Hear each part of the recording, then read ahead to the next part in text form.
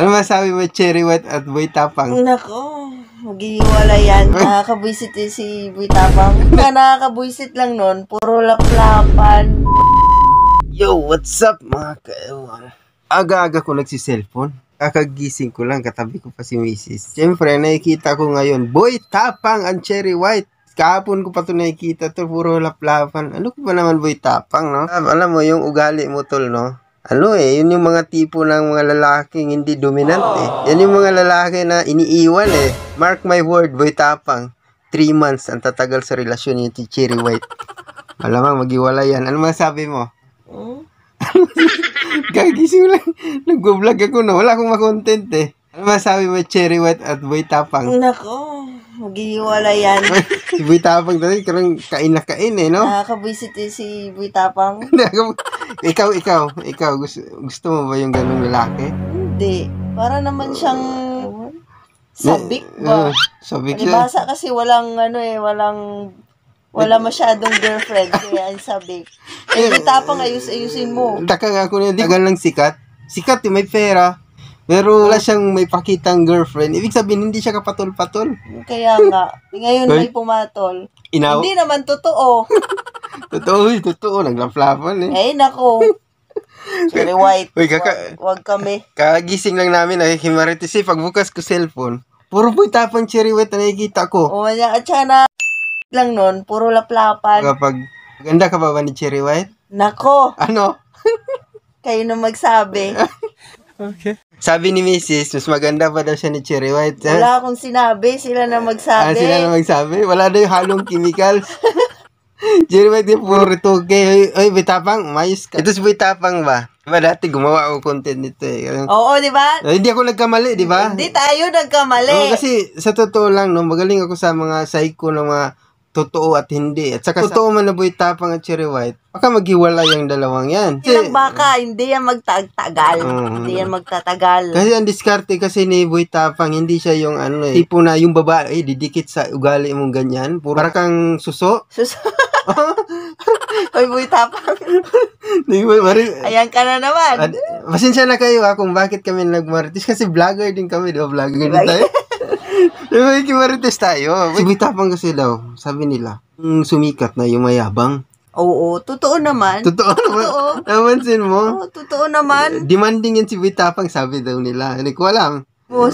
Para nakikita naman, totoo naman. Hindi kasi lagi ko nakikita bukas ko sa Facebook. Kaya tulad ngayon, ba't ako nagbibideo? Kagagising ko lang.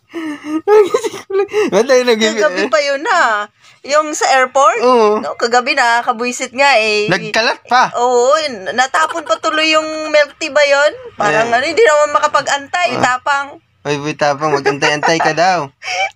Relax, tol. Alam mo, tol, tuturuan kita paano hindi namang mag-kiss lang. Hindi yung halos kainin na ng buo si Cherry White. Yung mga ganyang lalaki, no? Yan yung mga tipo na naiiwan ng babae, di ba? Ako, di lang sa pagmamayabang, Boy Tapang, hindi ako sikat.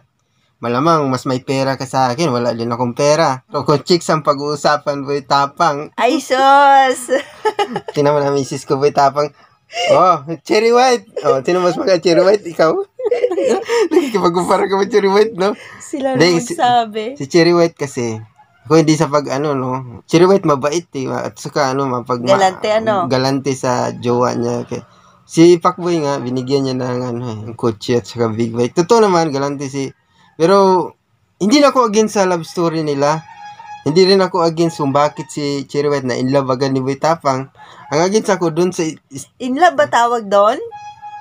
Ilang araw lang, in love agad yun? Mga ganon? Hindi, para si Boy Tapang kasi nilalagay niya sa kamanyakan niya. Parang, para siyang Hindi ako maniniwala na magtatagal sila. Kasi yung diskarte ni Boy Tapang bilang lalaki, no, parang yung lalaking habulin, yung parang manghinayang yung babae sa'yo. Hindi ko nakikita kay Boy Tapang Bakit? Masyado siyang, anong tawag na may yung parang, masawag nito.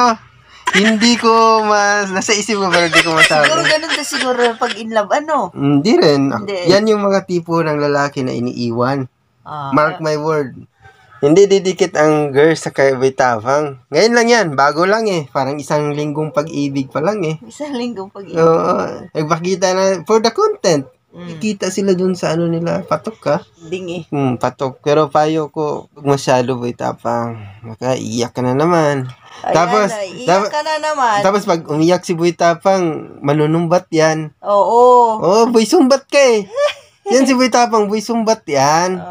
Lahat ng bagay na tinutulong niya sa mga kapwa content creator, nanumbat siya. Boy Tapang, mangyayari ulit yung kay LJ. Tandaan mo yan. Iyak-iyak ka na naman. Bisa na tayo, nakikimertis ng maaga, no? Boy Tapang, nagkalat kayo sa Facebook, ha? Wala kayong mga, maraming bata sa uma-access ngayon sa Facebook. Halos, tapos yan ay papakita mo. What klaseng influencer ka? What kind of influencer you are, ha? You have a 3 million followers and 3 million subscriber. Tapos, laplapan ang pinapakita mo. Tapos, tsaka wala naman sa ayos yung laplapan nyo. Boy Tapang, umayos ayos ka. Saka, ang pangit. Pangit. Para kang suso. Tsaka, Boy Tapang, kung gumawa kayo ng script ng laplapan, mag-ayos ka rin. Magpagwapo ka din. Para kang, maglalaro ka ba ng boxing? Wala sa ayos eh. Wala, hindi nga, sus ko gaba, no? Hindi, content creator din ako, kaya nagko-content ako ng ganito. Kasi, nakakainis eh. Deserve ko bang mainis na lagi ko nakikita laplapan sa Facebook? Ano masabi mo? Deserve ko ba? Aga-aga eh. Deserve ko ba Boy Tapang, nakikita ko lagi yung mukha mo sa laplapan. Deserve ko ba? Hindi. Hanggat maaari, dapat di nyo pinapakita yung laplapan nyo eh. Kasi, na-access ng mga bata yung Facebook eh. Maraming bata naka-access sa Facebook ngayon. Nakikita mo yung itsura ni Boy Tapang. No? Hindi naman sa hindi naman sa hindi ka aya-aya talaga eh. Parang, ay nako. Nanibago sa itsura ng asawa niya. Jowa niya. Jowa niya. Bago siya. Ang puti kasi ni Cherry White. Tingnan lang. Yun nga, hindi naman organic kasi yung mga itsura nila.